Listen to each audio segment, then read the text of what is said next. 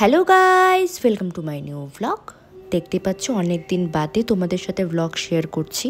Vlog share না করে থাকতে পারলাম না, ক্লিপগুলো অল্প অল্প নিয়েছি। ভেবেছিলাম যে ভ্লগ শেয়ার করবো না, বাট না পেরে থাকতে পারলাম না।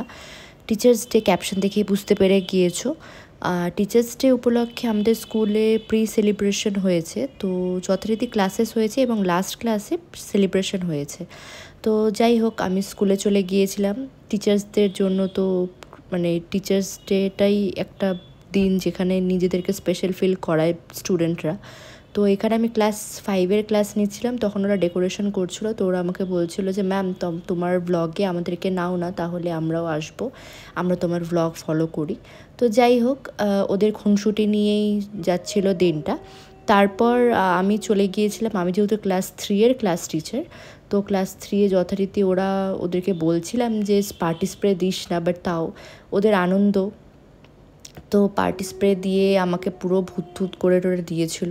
এদিকে পার্টি পপার থেকে শুরু করে পার্টি স্প্রে। এই ক্লিপটা হচ্ছে একজন স্টুডেন্টই নিয়েছে, ওর হাতে আমি ফোনটা দিয়ে দিয়েছিলাম যে তুই ক্লিপটা নে, কারণ এই সমস্ত মুহূর্তগুলো আমরা ক্যামেরা বন্দি করে রাখতে পারলে আমাদেরও মনটা ভালো লাগে এবং কি হয়েছে না হয়েছে সেটা জানা যায়। তো দেখতেই পাচ্ছ আমার অবস্থাটা কি, আমি পুরো ভূত হয়ে গিয়েছিলাম।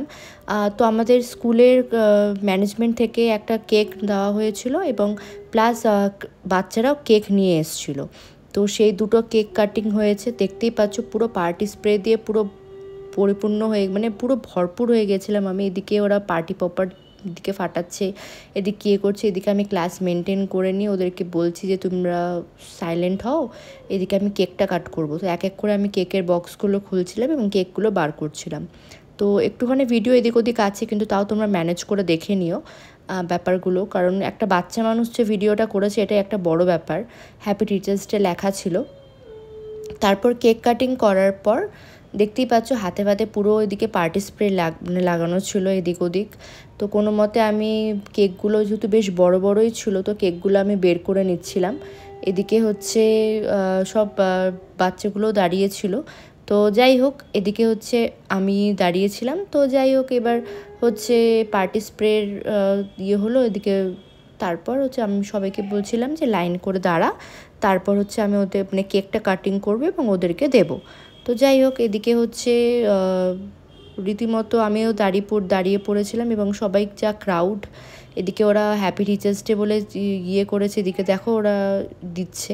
তো দেখতেই পাচ্ছ এদিকে কেক কাটিং হচ্ছে, এদিকে সবাই হ্যাপি টিচার্স ডে বলছে। ওরা বলছে হ্যাঁ ম্যাম কেকটা কাটো। তো আমি ওদিকে কেকটা কাটছিলাম।